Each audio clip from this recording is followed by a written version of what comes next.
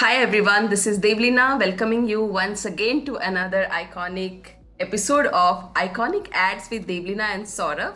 And with me, I have my expert co host, Mr. Saurabh Bajaj. Hi Saurabh, Hi. happy to have you again, Saurabh. And I'm so happy to announce our guest for today, Miss Aditi Anand, who is heading creative strategy for Coca-Cola, India and Southwest Asia. And she has worked with substantial companies like Flipkart, Airtel, Micromax, Nokia.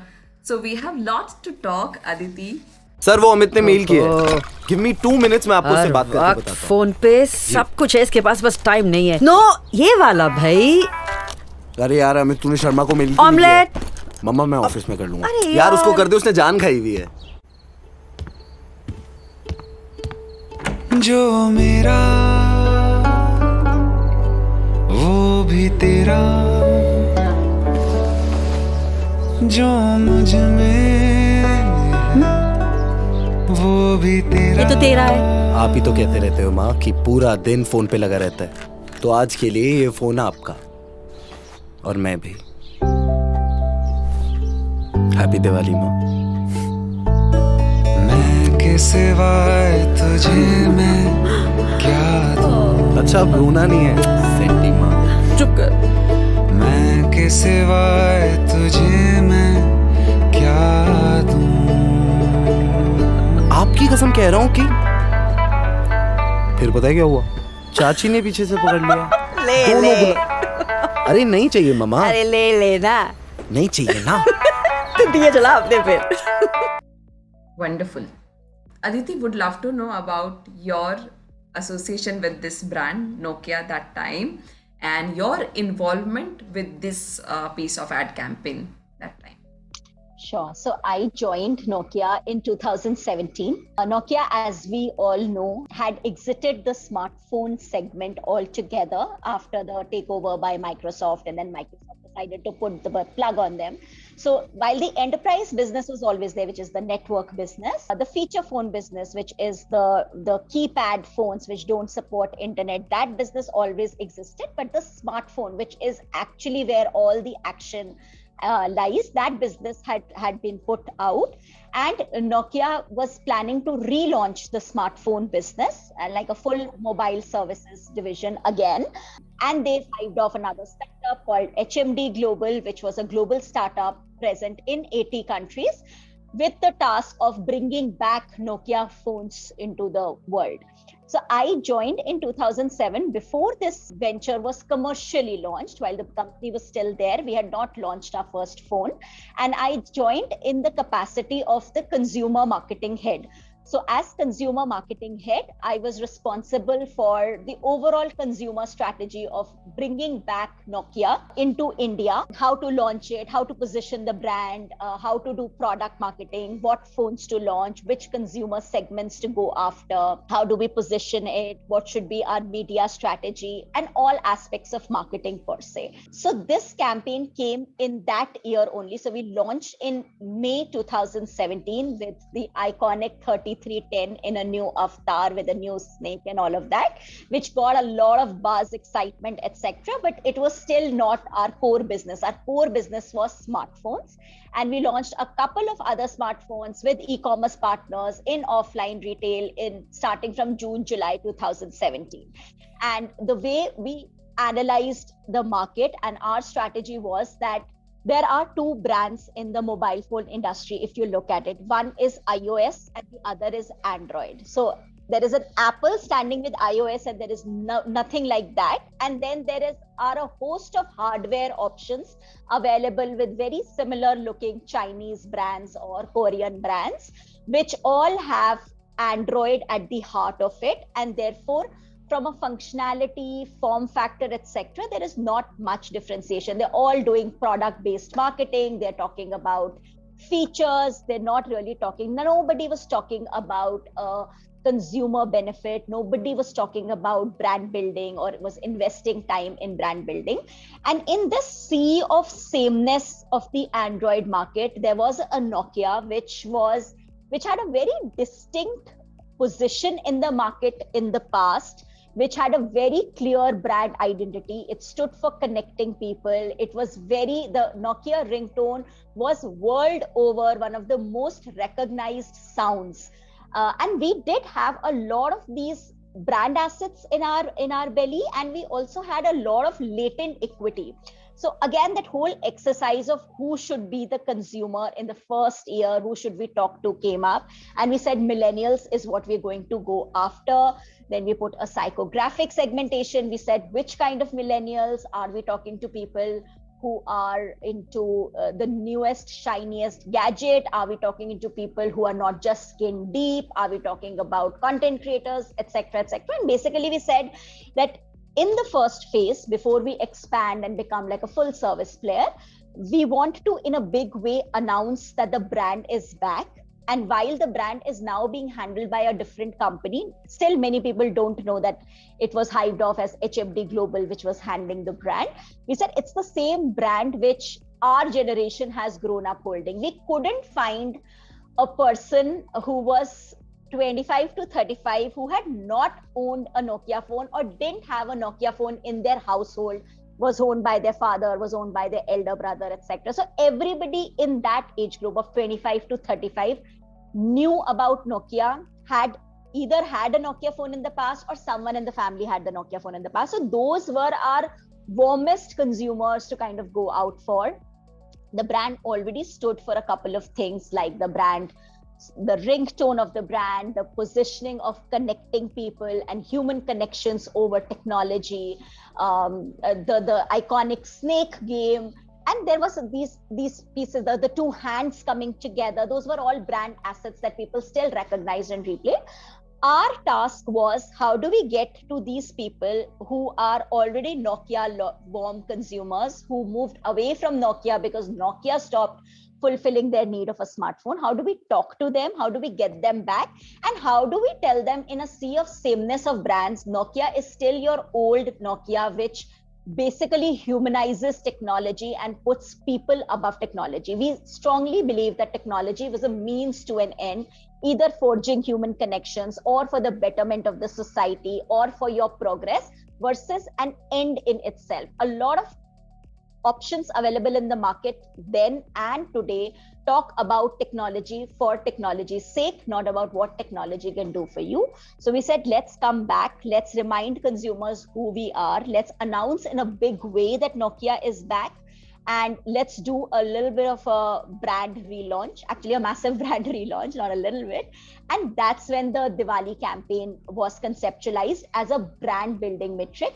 It was a purely thematic campaign. It didn't have any business metrics attached to it, because we were still ramping up our supply chain. We were still kind of figuring out our product range. We did have 3 smartphones in the market in different price segments, but demand was higher than supply. So we were still figuring out all those issues. So this was clearly to sort of announce and prepare the roadmap for the next year, which was the full year of 2018, where we had big ambitions of going after big market share. So this was just a brand building, rekindle the brand love, evoke some amount of brand nostalgia, tell people in a big way that Nokia is back, in a very Nokia way, which separates us from everything else that's there in the market. So that was the genesis of this ad.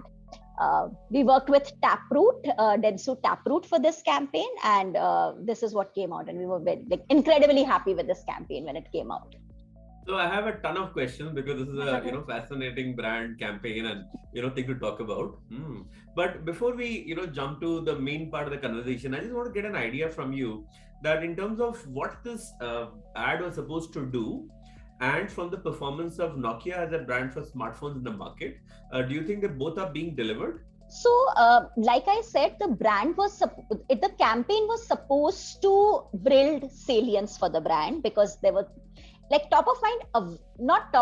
awareness for the brand is 100%. Top of mind awareness obviously had taken a dip because it had exited the market. So from a pure play brand KPI point of view, we were trying to build salience and preference for the brand.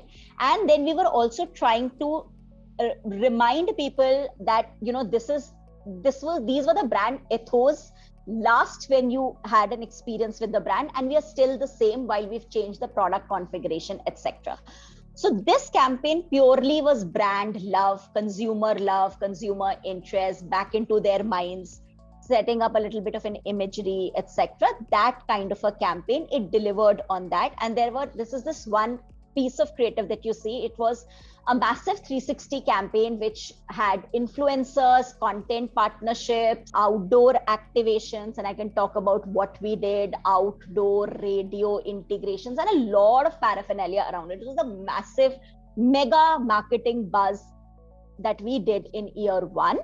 Yeah, and that's massive, because there are a lot of companies which go through turmoil, like whether it is the Maggie fiasco on Nestle, or the insect controversy in Cadbury's in 2003. The challenges that the current telecom players have been going through, with the churn that has happened in the last couple of years, the mergers, and so on and so forth. And this is not anything to do with the campaign, but yet I'm very excited to understand what does it take for leadership and for people in there to sort of hold that spirit, morale, and to light that fire, because skepticism is the easiest of human traits. It takes like one small snap for the whole organization to become skeptical and skepticism to spread, but doing the reverse of that, engineering a positive brand internally is really difficult. So what do you think are the stuff that is going on within the organization which enable that kind of a culture to foster?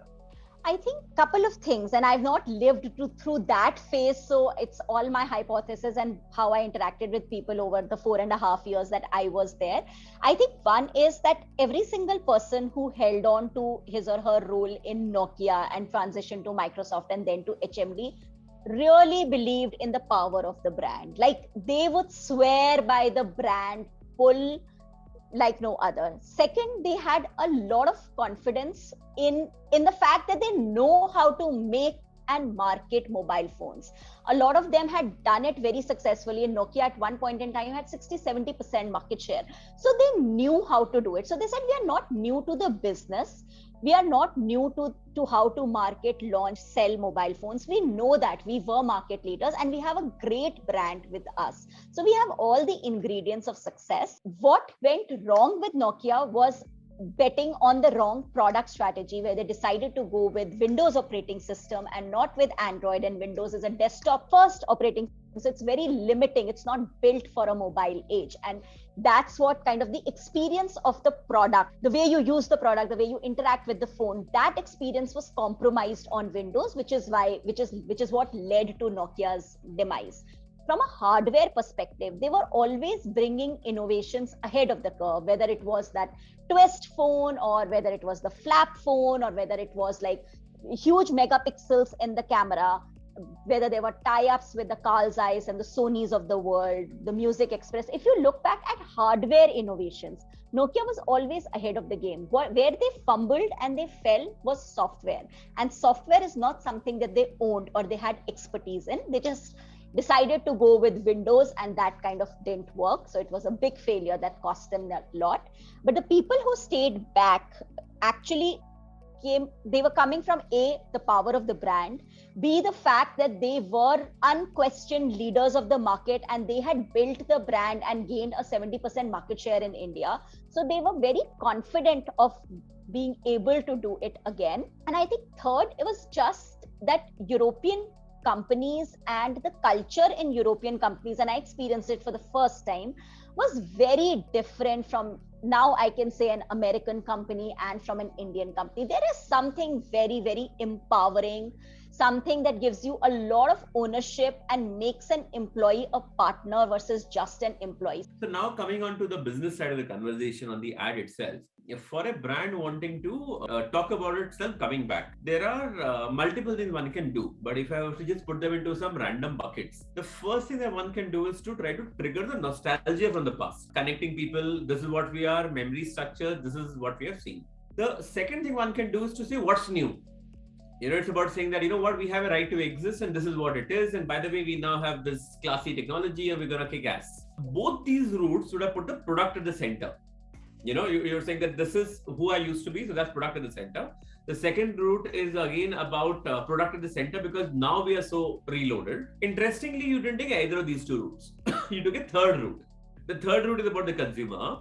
And typically brands which are already entrenched consumer brands do that. I mean, a brand which is already doing well, say a Dairy Milk, and one question, I just need to fan a little bit of loyalty and I continue going forward, right? Versus somebody who's got a real hard task to do out there, right? They typically feel they have the luxury to invest in some brand love, right? Versus in your case, there is also this other thing at stake, saying that we need to bring back memory structures, we need to trigger all of this. So were the first two routes also considered? Was it an aggressive and a thought out debate or a discussion? And how did that sort of pan out? Because like in my head, I would have probably taken the first route and said that, I need to remind people very, very proactively. But you have not done that. You're not even put the product at the center in this film. It's the consumer at the center. Yeah, so very interesting question, by the way. For a category which is like a mobile phones category, I think there are two parallel streams of marketing that continue. One is product-led marketing, where you actually need to sell the product, which is more feature-led, what the feature will do for you, slightly more education also at the end of it, but largely functional marketing, and all brands do that. And you need to do that because people will finally buy a product on the strength of its features. The other is brand building or consumer marketing. And very few brands do consumer marketing. For very few products, you do consumer marketing, or you do it at a corporate level, etc. When we came back, so we launched in May 2017, and we launched with 3310, which was one of the best sellers of the past, in a more retro, cool, interface, hardware, etc. And then we launched 3 smartphones in the mid-range segment, and then came the Diwali campaign. So this was the third media intervention. This was not the first media intervention.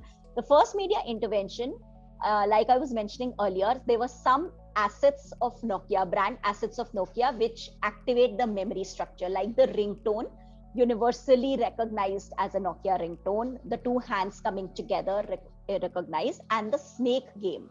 So those were the brand assets that we used, which are slightly also product-led assets that we used when we were announcing re-entry, which happened in May and June, July at the time of product launch. Diwali, we said we don't have, this is about generating consumer love and getting mass awareness on the brand. Superb. Okay, amazing. So Aditi, you were also talking about this relaunch, and when Nokia decided to come back again here, this was a massive 360-degree campaign, right? So apart from this, you have done all other sort of branding activities. So what was that, and what was the brand message you wanted to share, and whom you have reached out that time? I mean, who was the target audience that particular time? And what was the response you got from the market? So our target audience in the first phase when we launched Nokia, we defined them as millennials, but millennials is broad. So we said our target audience are going to be somebody called a purpose-seeking millennial. And by purpose-seeking millennial was exactly people who believed technology is a means to an end, people who believed in the greater goodness of mankind, people who believe that products should be sustainable. There is more than just owning the latest gadget, etc. Thoughtful, and we defined a complete consumer persona like that. So those were the people we were talking to. We also went to a lot of these youth touch points in malls, in cafe coffee days, in cinemas, etc., where we were the branded box that you see in the TV ad where she receives the box, those were being given away for free. So you could just walk to a Nokia counter, and it was all there also on our retail stores and all the places where we were selling smartphones.